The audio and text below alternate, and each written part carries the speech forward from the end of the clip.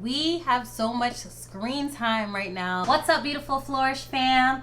Welcome back to my channel. If you're new here, my name is Delores and welcome to Flourish with Delores, where I give you tips on embracing your journey. And remember that flourishing is about progress and not perfection, honey. In this video, I'm going to be sharing some tips on how to have a successful remote learning experience. So if you're interested, keep on watching. I work in higher ed. I work at a university in New Jersey in student services. So my role is to support students be successful. So I came up with these tips to make sure that you are going to do your best considering the circumstances. You're going to still excel with learning remotely. So here are a couple definitions before we start. So you're probably confused, what's the difference between remote learning and online?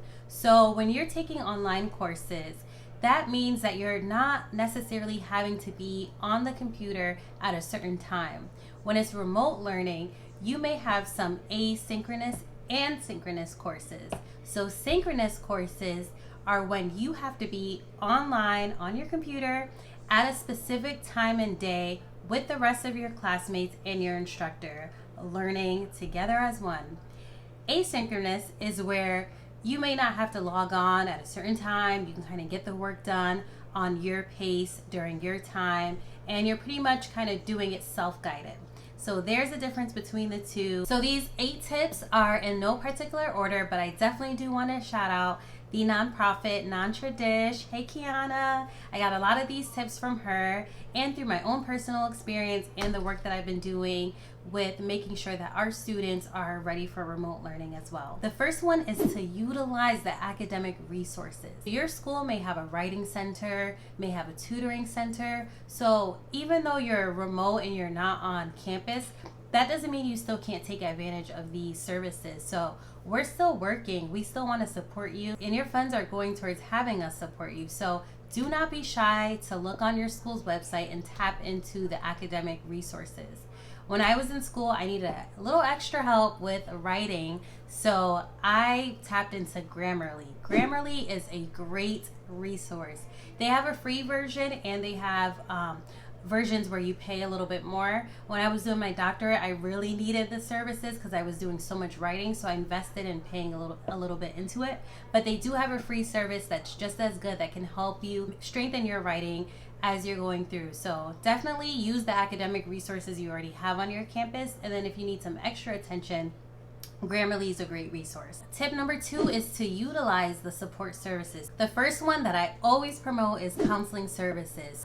And if your school doesn't have them for some reason, which I would be shocked that it doesn't, drop a comment below if your school doesn't, and I'll respond to try to either find it or link below another resource. Another support service to make sure that you utilize is financial aid. And you might be saying, Dolores, I already got financial aid. But just because you have financial aid doesn't mean that you can't ask for more money. Especially during this time of uncertainty, many schools are receiving special grants to give students more money if they have a special circumstance. Programming. So folks like me work in higher ed to provide programming for students, and many times the programming that we're doing is those academic programs, but they're also social ones. So we don't want you to go off the grid. It's already easy to feel like you're not connected on your campus because you're remote, but we are still providing services online. Speaking of getting the support you need, make sure you connect with your professors. I know it could be a little intimidating because they're doctors so-and-so, but again, you are paying for their services. Connect with them. Make sure that when classes start, or even before classes start, as soon as you know what their name is, send an email introducing yourself. Talk about how you're excited about the math class and you are a whatever major. You're a biology major, excited for their math class. You're from such and such town and you're looking forward to the class and getting to know them. And in that email, you can ask any other questions that you had, maybe about the syllabus, but it just shows your professor or faculty that you care and you want to do well, and you are not bothering them. Often get emails from students who say, I'm sorry to bother you, or I'm sorry to ask you another question. Friend, it's okay. This is my job, and this is why I'm doing what I'm doing. It's because I'm passionate about supporting students. So don't apologize when you have questions. Don't feel like you're bothering us. You know, tap in, tap in. Tip number 4 is to connect with your peers, your classmates. Yes, it really does suck that you're not on campus to see each other in person, or if you are on campus, it's this weird social distancing vibe. But that doesn't mean you can't get into group chats. You can use WhatsApp, you can use GroupMe. Even if you're new to the school and you don't know anyone, when you're seeing them on the WebEx calls or the video calls, or when you just see your class roster, don't be afraid to email some of them and just say, hey, I'm also new, or hey, do you mind being my study buddy or my accountability partner? We can check in with each other, make sure we're not falling behind in the work. Everybody needs a support system. Tip number 5. So speaking of being at home with your family, you have to sit your family down and let them know that you need their support. And everyone has different family situations. I understand that some families make it a little bit difficult for you to study and really get the things that you need. But this is when you're going to have to find your voice and sit them down and say, look, we are paying, or I am paying for this tuition, and I really need to do well. So it's important for you to lay it down, like, this is what I'm dealing with, this is what I have to do, and this is my plan, my schedule, and where can we all work as a family so that I can make sure I have my time to study. Tip number 6, you want to make sure that you created a realistic routine so you can help them figure out where they fit into that. And, you know, be gentle with yourself. There's going to be days where you're not feeling it because there's so much going on. But that's why I personally love to-do lists. I usually put my top 3 here, or I make sure I organize my calendar. I love to-do lists because I can clearly see what is my goal for the day and what do I need to accomplish. But again, be gentle with yourself, because there may be times where you only do 2 out of the 3 and then you roll the 3rd one into the next day. But at least you know what's on your plate. So when you get your syllabus, take your syllabus, map it out with everything that you have to do. And then I get overwhelmed when I'm thinking too big picture. So then you want to break everything up into chunks. So if you know you have to read this book by the end of the semester, just think about, I'm going to read a chapter a week, or sometimes I need to even break it up into even more of a bite size. So I'm going to read 10 pages today, and that's my goal for that day, and then I'm going to be proud of myself for accomplishing those 10 pages a day.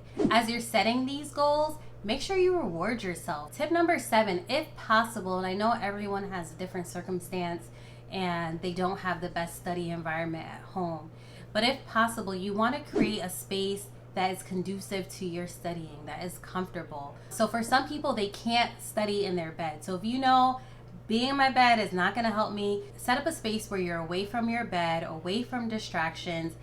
What I would do is I would turn off my notifications. I got so used to turning off my notifications on social media.